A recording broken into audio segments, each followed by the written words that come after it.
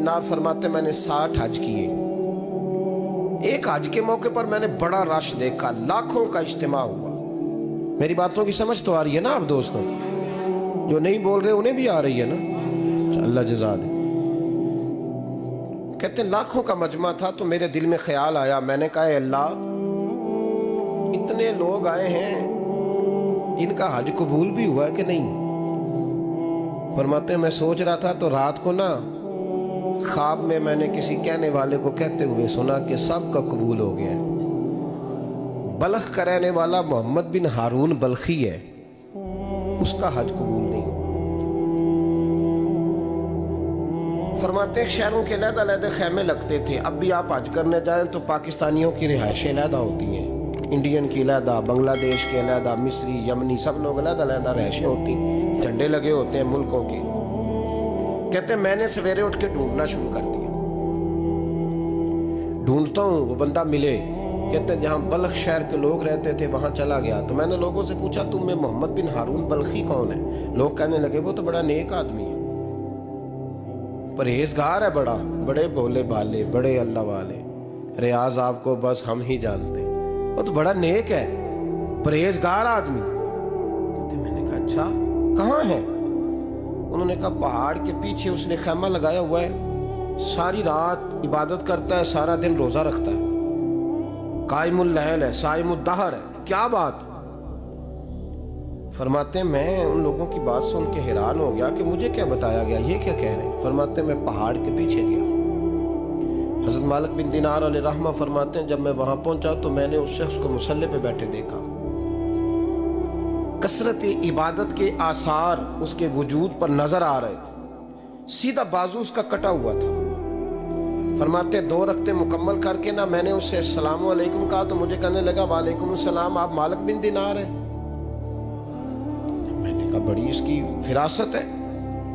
फरमाते फिर उसने ठंडी सांस ली, कहने लगा आपको ख्वाब आई होगी कि मेरा हज कबूल नहीं हुआ। फरमाते मुझ पर और बिजली गिरी कि क्या कह रहा? फरमाते मैंने कहा यार लोग भी तेरी तारीफ कर रहे हैं और तेरी बसीरत भी बड़ी है, तो ये माजरा क्या है? कहने लगा आप ना पूछें। ये कह के उसने रोना शुरू किया, देर तक रोता रहा। मैंने कहा नहीं यार तू बता। कहने लगा नहीं आप ना पूछें, आप नाराज हो गए। मैंने कहा मैं नहीं होता, तू बोल ना। कहने लगा हुजूर 24 साल हो गए मुझे हज करते हुए, 24वां हज है मेरा, और हर साल कोई अल्लाह का वली आके बताता है कि जा चला जा, तेरा कोई नहीं कबूल हुआ। बेपरवाही वेख सज्जन दी, जिथे किसे दी पेश ना जावे, उन्हें ताजा वाले दर दर रोले, ते मंगतियां तख्त बिठावे, आजम किसे नु कारा मिलदा ही कोई काबे खाली आवे। कहते हैं उसने मुझे कहा हुजूर 24वां हज है, हर साल कोई बताता है। मैंने कहा तेरी गलती। कहने लगा मैं अपनी माँ का नाफरमान। मैंने कहा वाकया क्या हुआ? कहने लगा हजरत अल्लाह ने मुझे दौलत दी, माल दिया, जमीनें दी तो मैं अय्याश हो गया। इमाम मालिक बिन दिनार रहमतुल्लाह अलैह फरमाते हैं मुझसे कहने लगा पैसे आए तो मैं अय्याश हो गया। रमज़ान का महीना था, असर के बाद मेरी अम्मा इफ्तारी की तैयारी कर रही थी, मैं गया, मैंने कहा शराब पी हुई, अम्मा रोटी दे, तो अम्मा कहने लगी शर्म कर, शर्म कर, रोज़ा रखा नहीं तो जिन्होंने रखा है उनका तो ख्याल कर। कहते अम्मा की बात का मुझे गुस्सा लगा। मैं कहा करता हूँ बदनसीब है वो बेटा जिसका बाप उससे बात करते हुए डरता है कि पता नहीं कहाँ से बोलेगा। बदनसीब नहीं वो बेटा जिसकी माँ उससे बात करते हुए सहम जाती है कि पता नहीं कौन सी बोली बोलेगा। बदनसीब नहीं कि माँ बाप भी जिससे खोल के बात ना कर सके।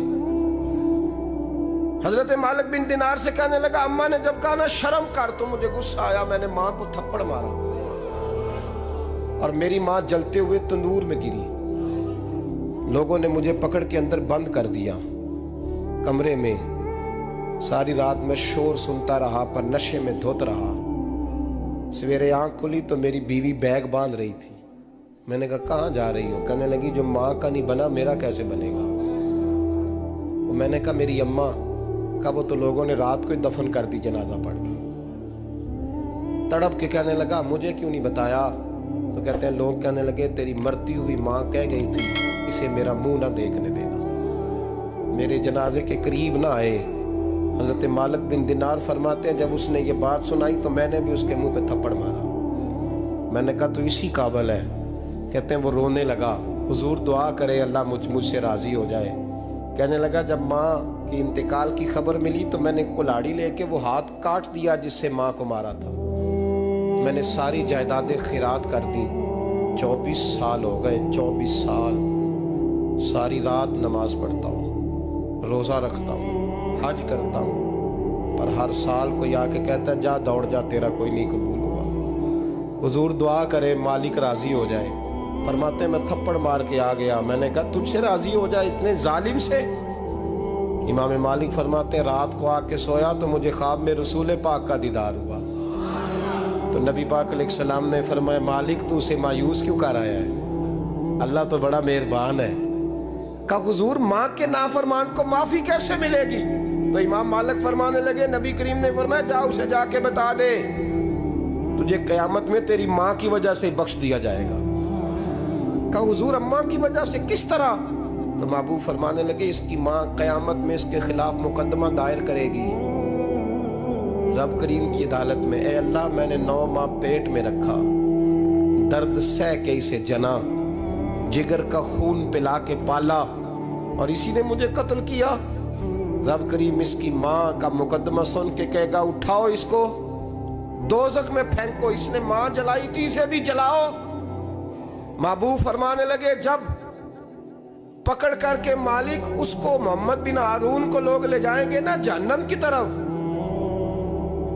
ابھی فرشتے گھسیٹیں گے ہی تو پلٹ کے پھر اماں کی طرف دیکھے گا اور دوسری دفعہ پھر گھسیٹیں گے تو پلٹ کے دیکھے گا اور تیسری دفعہ پھر پلٹ کے کہے گا اماں یہ مجھے جلانے لگے، اماں یہ جہنم میں پھینکنے لگے۔ میرے حبیب فرمانے لگے وہ جل کے مرنے والی ماں وہاں بھی بول پڑے گی، کہے گی یا اللہ چل میں نے معاف کیا تو بھی معاف کر دے، اے اللہ میں نے معاف کیا تو بھی معاف کر دے، اللہ تو معاف کر دے اسے۔